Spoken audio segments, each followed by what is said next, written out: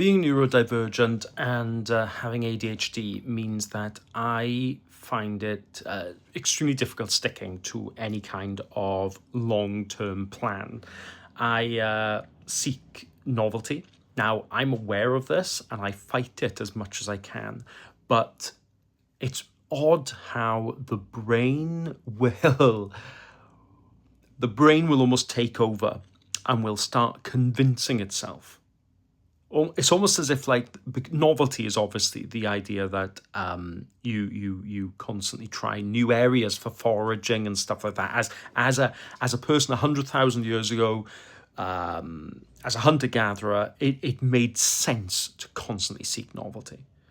Planning ahead was a pointless thing to do because you didn't know if you were going to be alive next week or next month or whatever.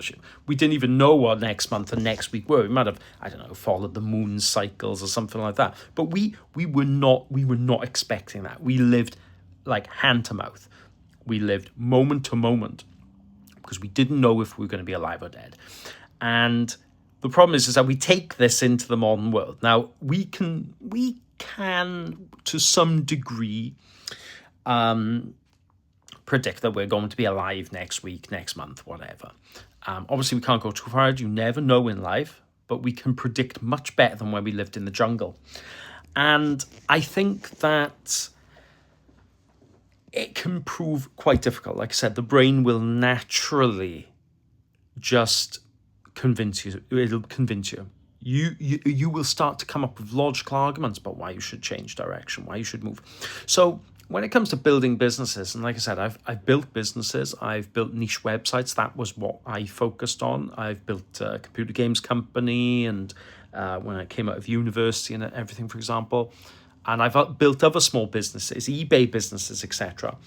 And I have always found that having a very high level goal, such as wanting to create a game business or wanting to create a niche website business, is about as much planning as my brain will accept. And then what I do is that I constantly experiment and iterate towards how I measure that success. So instead of planning out all 50 steps or something like that, I will think, okay, what is the next thing I can experiment on that I think will move me towards this goal?